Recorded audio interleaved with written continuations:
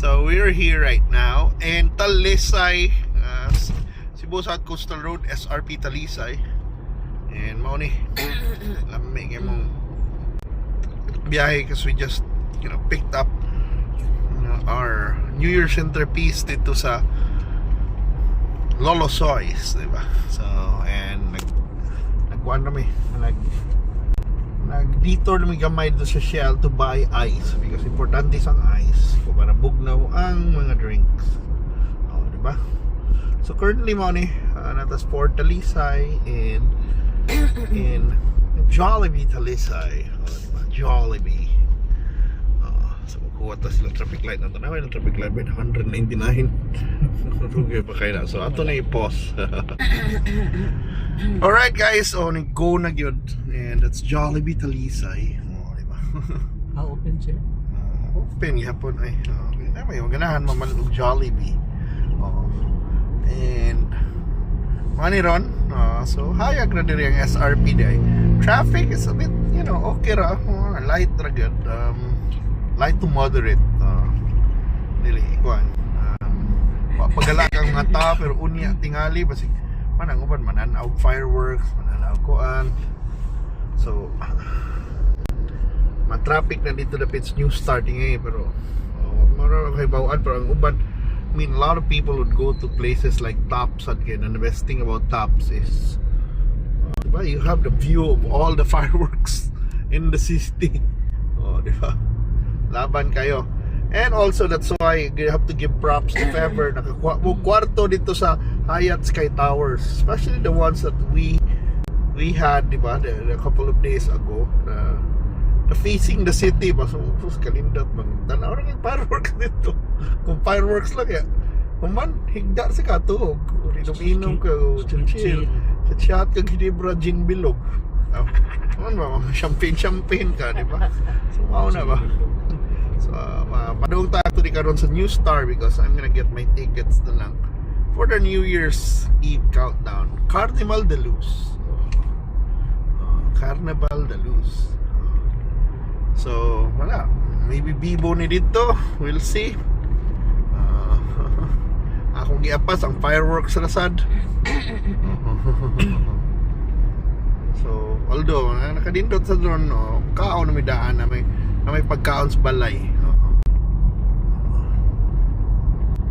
So, kitsa kay naroon na mong bisita, namti silang, of course, kami ka is Lenmar, but I think nasa lang Uncle Fred, si Auntie Ronnie na mag-birthday January 1, kaya kay birthday January 1 yun. Diba? Di ba mo yung birthday, mo libre na, hindi na kakilang pa-party, kay nag-party mo sa mga tao, nindot na mag-libre birthday ni kay ano kay wow, nagagi parties lang nimo, di ba? Okay, join ra. Join ra, wala di na kakinahanglan mo gasto. Or kung mo gasto man ka, mauna mo ilang partiha daan sa in the first place pag New Year man ka. So usara ang gasto sunindot din ang anak na birthday. So happy na sa mag-birthday, January birthday si Charles Silvinia. Anak ni Ronnie. Si Nolnol Miel, January sa to. Si Biggie Caballes, si Juan Sad, pit senior sa ni mga, si Nolnol Miel, mga pit senior na time iyan. Although wala timing this year. Okay, yung isang Uncle Fred Sad, Fred Tuyak, wala ka na guling mga January birthdays. Naramang paborito nila naman, why sample diha na pabuto. Sumana namalit og pabuto daghan na mo mag-party diha daghan makig-auto. Daghan kayo. So daghan yun gyapon mamalit og pabuto. Di ba? And that's nice to know. Pero kami anong New Star panisuga ron diri. Pero yes, so mana. That is New Star. So ano blue man ilang ko andon effects, I don't know. And there is McDonald's. So the McDonald's dito sa mga so mana karon pagkuha kog ticket sa koligi. Diri sa tong New Year celebration para if ever para di namin magkarakaraon niya. Okay. ba sa mga plano sa dunia ba. Mani New Star dagko na kuno jackpot. I don't know, di man kay ko tigduaan na rin kamahalan ng slots, but I think lagi mga suki og duwa 15 million ako na na. Oh. So nakaibaw sa dana mga yan na. Ano pa yung New Star anytime anywhere magsugal kuya awa sa retripping New Star eh. Oh, sugalon ka. Cellphone? Sugal ka kagos New Star. Pwede ko yung mahurot ng kwarta na. Uy, shopping na. Lolo. Shin candy. Okay. So mga padung ta sa hotel lobby to get my tickets. And wala.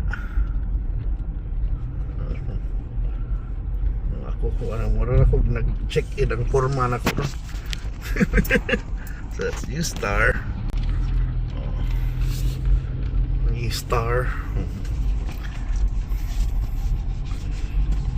And so this is you know, one of the major around hotels diri sa Cebu gyud. So, ever since natukod di na kini famous na hotel for conventions, for Sogal, and many more.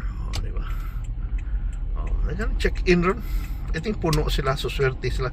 That's the Philly lobby diha. Kapilan mi diha, nagkapi-kapi lang. Pero anyway, magkuha sa akong tickets. We're inside now sa ilang lobby kasi ako nang kuha na akong ticket sa Carnival de Luz. Wala, nagkuha na po sa akong ticket sa Carnival de Luz. Type C yan sa ka? Lisod kaya nag-challenge yung uban kay nag-tickets. So, diba? So, we got our tickets and it's time to go home and have our New Year's dinner. So, Carnival de Luz later. So, got 2 tickets, so okay na. Alright, and let's go home.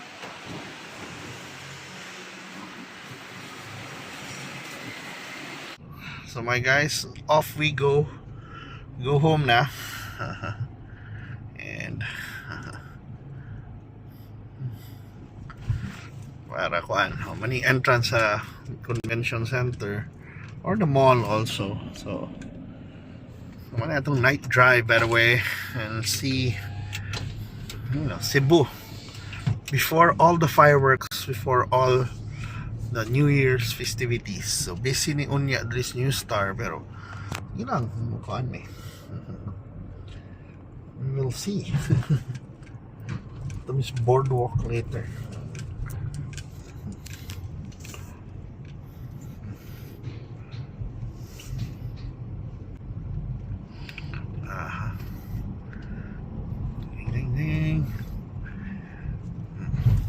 So New Star, you know, has been one of the most successful sa what you call it, mga hotels, no? Hotel developments diri sa Cebu. And it's been, you know,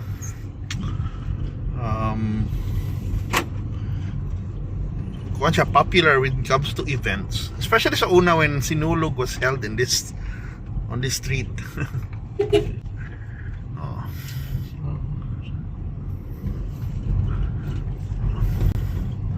And of course, diri ang main casino sa Cebu. They have a casino here. That's the entrance, and I think and that's a new hotel nila, New Star Hotel. Wa mo ka-stay diha. Dapat ma-stay na mo in 2025. Dapat ma-stay mo diha. It's not gonna say difference between Philly. Katong Philly kapila na mi naka-standby dito, naka-puyo, pero sa New Star wa pa.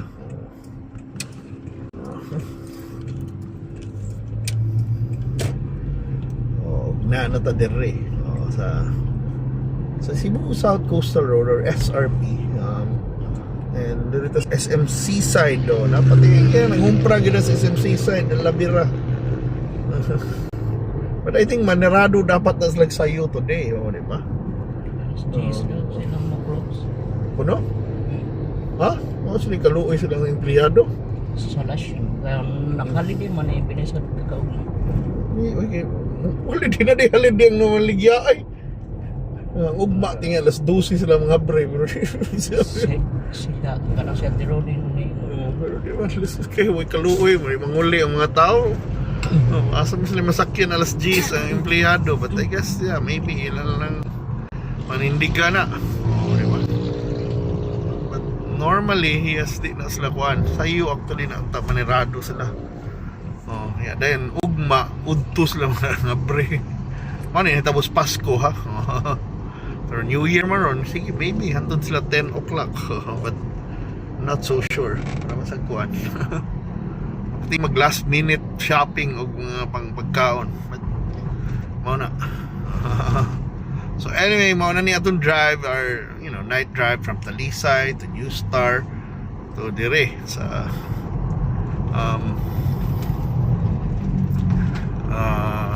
Cebu South Coastal Road, and we're on our way home. So lingaw ni manidagway sa Cebu on New Year's Eve, a few hours, around 6 hours or 5 hours and 50 minutes before the New Year, so before 2026. So later, hopefully makita tayong good views at good fireworks, good celebration. There is a New Star. We'll see. Ganahan mi mga lakaw-lakaw, pero nindot yun na itanawag fireworks later. That's our final shot, parting shot na to ang CCLX. And muna, Happy New Year to everyone, and we hope you had a wonderful New Year celebration with your family, with your loved ones, and with the people that means a lot sa inyo, ha, di ba? Okay. Lisod ka na kuhan, di ba? Lisod mo na, kasuway mo lang mag New Year ka alone. I know, kung alone ka, tanaw lang na video, hopefully kuhan lang, I can make you feel at home lang yapon na naka sa Cebu. Pero bitaw, enjoy lang yun, di ba? Kung may ma-depressed na noon ka, matug na lang sa'yo. Pero bitaw, have a prosperous New Year everyone, and we pray that 2026 will be calmer, peaceful, more prosperous than 2025. 2025 it was a learning year for all of us. It was a challenging year, but I know, the lessons of 2025 can lead us to better years ahead, like 2026. So expect you to mas maayong tuig karon, and magampo lang yun ta. We'll be protected from natural calamities. Wala na dagkong bagyo, wala na dagkong baha, but also still remember na